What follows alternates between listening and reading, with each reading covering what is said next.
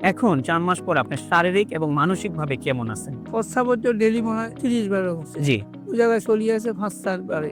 আলহামদুলিল্লাহ। খাবার রুচি থাকতো না। আমি ১০০ গ্রাম ছাড়া ভাত খেতে পারতাম না। ওইটাও আমার আল্লাহর আল্লাহর রহমতে রুচিটাও আজকে রুচি খেতে বাড়ছে। পারতেছেন। জি। তো সব দিকে আমি ২ মাস বাড়ি থেকে কোনো দিকে বাড়তে পারিনি। ২ মাস পরে আল্লাহর রহমতে আমি চেম্বারে বসে রুগীও দেখতেছি এবং এর মাঝে ভিত্তি লাইন ধরিয়ে ওষুধ রাখছি। রুগীও খাইয়ে, ওষুধও খাইয়ে। মানে আপনি রোগীও দেখতেছেন, আল্লাহর রহমতে আমাদের ওষুধগুলোও খাচ্ছেন। ওষুধও খাইয়ে। যাক আলহামদুলিল্লাহ, আল্লাহ কবুল করুক। আসসালামু আলাইকুম ওয়া রাহমাতুল্লাহি ওয়া বারাকাতুহু। আমি ডক্টর মোহাম্মদ আসলাম, ডিএইচএমএইচ, বিএইচবি ঢাকা, বিএইচএমএইচ অনকোর্স ঢাকা বিশ্ববিদ্যালয়। বর্তমানে বিশ্বনন্দিত ক্যান্সার চিকিৎসক অধ্যক্ষ ডক্টর এসএন সারোয়ার স্যারের চেম্বার গণস্বাস্থ্য হোমিওতে ক্যান্সার চিকিৎসক হিসেবে নিয়োজিত আছি। আল্লাহর রহমতে আজকে আমি আপনাদেরকে পরিচয় করিয়ে দিতে যাচ্ছি আমাদের একজন পেশেন্ট, যিনি আলহামদুলিল্লাহ আল্লাহর রহমতে গল ব্লাডার সিএ থেকে উনি আলহামদুলিল্লাহ আল্লাহ ওনাকে মাফ করেছেন। ওনার সাথে আমরা সরাসরি পরিচয় হতে যাচ্ছি এবং ওনার মুখ থেকে আমরা শুনবো ওনার বিস্তারিত চিকিৎসা ব্যবস্থা, ওনার সবকিছু।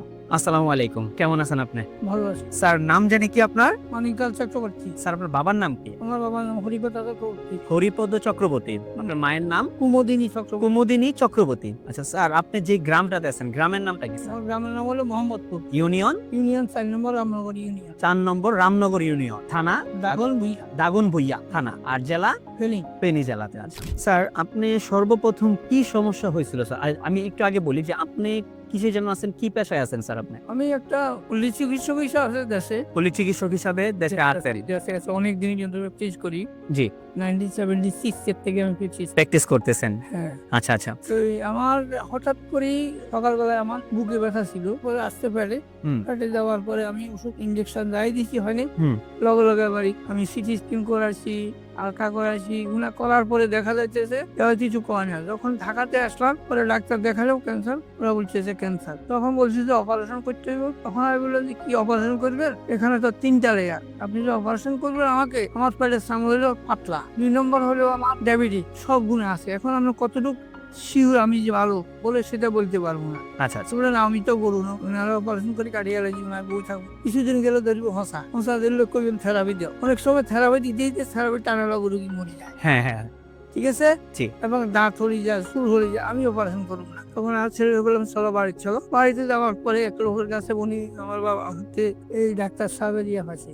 মানে আপনার ছেলে ওই অনলাইনের মাধ্যমে, যে কোনো মাধ্যম থেকে আপনার আমাদের একটা ভিডিও পাইছেন। তখন আমরা এটা নিয়ে এখানে আসছি। আল্লাহর রহমতে আমরা, আপনি যে আমাদের এই চিকিৎসাগুলো করলেন, আপনারা তো ডাক্তার বলছিল যে আপনি এই অবস্থাতে যাবেন, বা যে খারাপ কন্ডিশনটা ছিল সেই কন্ডিশনটা থেকে আল্লাহর রহমতে আমাদের স্যারের চিকিৎসায় আপনার ৪ মাসের মধ্যে দেখলেন যে আপনার ক্যান্সারটা আলহামদুলিল্লাহ নাই। এখন ৪ মাস পর আপনি শারীরিক এবং মানসিক ভাবে কেমন আছেন? প্রস্রাবের তো ডেইলি মনে হয় ৩০ বারের হচ্ছে। জি, ওই জায়গায় চলিয়ে আছে ৫-৪ বারে।